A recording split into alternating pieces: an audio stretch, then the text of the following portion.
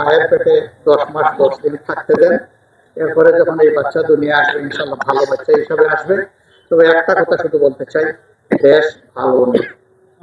ওই ফাহিমার সমবয়সী বাচ্চারা যখন আওয়াজ তুলছিল, দাবি তুলছিল, ফাহিমাটার ছবি চোখে দেখার পরে স্বাভাবিকভাবেই চোখের পানি ধরে রাখা সম্ভব হয়। মহান আল্লাহর দরবারে দোয়া করি, আর এই মাসুম বাচ্চারা তাদের ফাহিমার জন্য রাস্তায় নেমে যে আওয়াজ দিয়েছে সেই আওয়াজ যেন আশে আজমে পৌঁছে যায়, এবং এই আওয়াজের বাস্তবায়ন যেন প্রিয় সিলেটবাসী এবং দেশবাসী দেখতে পায়। মুরব্বীরা এসেছেন, আবাল বৃদ্ধ বনিতা এসেছেন। আমি বিশেষ করে মুখে আমার হাসি ছিল, মুখে আমার কান্না ছিল যখন এই রাস্তা দিয়ে যাওয়া আসা করে ওই ফাহিমার সমবয়সী বাচ্চারা যখন আওয়াজ তুলছিল, দাবি তুলছিল, ফাহিমাটার ছবি চোখে দেখার পরে স্বাভাবিকভাবেই চোখের পানি ধরে রাখা সম্ভব হয়। মহান আল্লাহর দরবারে দোয়া করি, আর এই মাসুম বাচ্চারা তাদের ফাহিমার জন্য রাস্তায় নেমে যে আওয়াজ দিয়েছে সেই আওয়াজ যেন আশে আজমে পৌঁছে যায়, এবং এই আওয়াজের বাস্তবায়ন যেন প্রিয় সিলেটবাসী এবং দেশবাসী দেখতে পায়। আপনাদের সবাইকে ধন্যবাদ। আসসালামু আলাইকুম। 7 তারিখ থেকে বাজেট অধিবেশন শুরু হবে। একটা সুযোগ আমি পাবো সেখানে কথা বলার, ইনশাআল্লাহ, যদি আমি হায়াতে বেঁচে থাকি। সেই দিন আমি আমার মূল্যায়ন তুলে ধরব। তারপর আমরাও জানতে চাই, যদি দিয়ে দেই তাহলে এটা প্রিমেচুর ডেলিভারি হয়ে যাবে। প্রাক মূল্যায়ন, ওই বাচ্চা বাঁচবে না।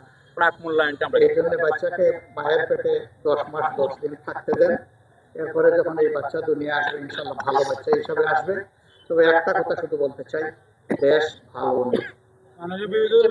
দেশের মানুষ ছিল সেই প্রত্যাশার বিপরীতে এখন দেশ। শুধু এইটুকু বলে গেলাম, কিন্তু আমরা এটাও বলে যাচ্ছি, ওই স্রোত যত ভয়াবহ হোক এই স্রোতের বিরুদ্ধে আমরা লড়াই করব। আপনারা অনেকেই আমার টাইমলাইন ফলো করেন, সেখানে গেলে পেয়ে যাবেন।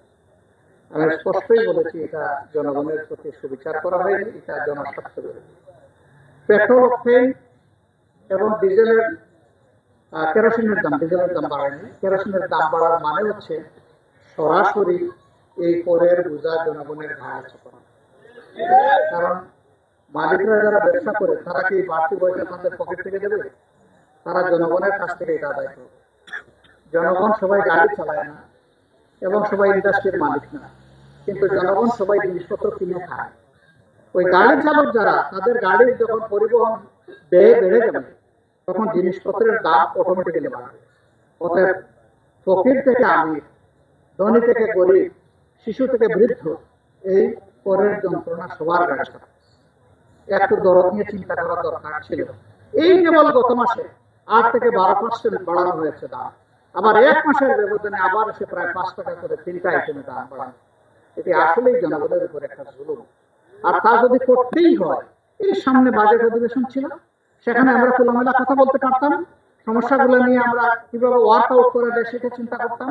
এবং বিগত অধিবেশনে একটা কমিটি গঠন করা হয়েছে জ্বালানি ক্রাইসিস মোকাবিলার জন্য, সেই কমিটিতেও বিষয়টা আলোচনা করা যেত। তার কিছুই সরকার না করে তড়িঘড়ি করে 5 কাটিয়ে কাজ করেছে। এটা আমরা মনে করি জনগণের সাথে একটা প্রতারণা। জনগণের নির্বাচিত পার্লামেন্টের অধিকার পূর্ণ করা হয়েছে, সেখানে আলাপ করে এটা করলে তখন জনগণও বুঝতো তার কতটুকু করার দরকার। আর আলাপ যখন হতো তখন ন্যায্য কথা সেখানে আলোচনা হতো। সরকারও বাধ্য হতো ন্যায্যতার ভিত্তিতে একটা চিন্তা করতে হয়, সিদ্ধান্ত নিবে অথবা সরে আসবে। কিন্তু তা কিছু না করে তাও দেখবেন আবার জনগণ যাতে ফের না পায়, গভীর রাতে জনগণ যখন ঘুমায় গেছে তখন তেলের দাম বাড়ানো হচ্ছে। এত ভালো কাজ দিনের বেলা করলেন না।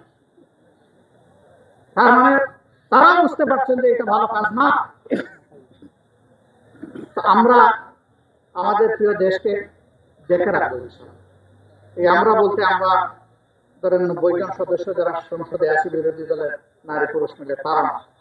আমরা বলতে এই দেশের মালিক জনগণ। ওনারাও দায়িত্বে আসা 3 মাস হয়ে গেছে। অন্তর্বর্তী করে শুধু লাভ নাই। ওরা যদি টিকা কিনে না থাকে, ওর ব্যাগটা ওরা দেবে, কেন কিনে নাই? আর ওনারা 3 মাসে কি করেছেন তার ব্যাখ্যাও জনগণ জানতে চায়। ওনারা তো হঠাৎ করে ঘুম থেকে উঠেন নাই, ওনারা দায়িত্বে আসার সাথে সাথে হামের সমস্যা এর আগেই শুরু হয়েছে। এর মাঝেই প্রতিষেধক নিয়ে ইতিমধ্যে কাভারেজ দেওয়া দরকার ছিল, সেটা যদি দিয়ে থাকেন আলহামদুলিল্লাহ, দেওয়ার পরেও কিন্তু হাম হইতে পারে, সেটা পটেনশিয়াল যদি ড্রাগের কম তাকে হাম হইতে পারে। অনেক বাচ্চা তার শৈশবে এগুলো সবই নিয়েছে কিন্তু তারও হাম হচ্ছে, হইলেও এটা কিন্তু হালকা গ্রেডে হচ্ছে, ওদের জীবন চলে যাচ্ছে না। কিন্তু যে বাচ্চাগুলো পায় না, তার আক্রান্ত হওয়ার সাথে সাথে দুনিয়া ছেড়ে চলে যেতে হচ্ছে। তো দায় কার আছে এইটারও বিবৃতি স্পষ্টভাবে আমরা সংসদে জানতে চাইবো। তবে ওইরকম নয় যে এরকম তেলের বিবৃতি দেওয়া হয়েছিল যে বাংলাদেশে তেলের কোনো মজুদের অভাব নাই, আগের থেকে প্রতিদিন বিক্রি হয় বেশি। এরপরে যখন আমরা রাস্তায় নেমে দোকানিদেরকেও জিজ্ঞেস করলাম, পেট্রোল মালিক এবং যারা তেল সংগ্রহ করছে তাদেরকে, চিত্র পাইলাম সম্পূর্ণ ভিন্ন। সংসদে যখন চেপে ধরলাম তখন তারা স্বীকার করতে বাধ্য হলেন যে তেলের ক্রাইসিস আছে।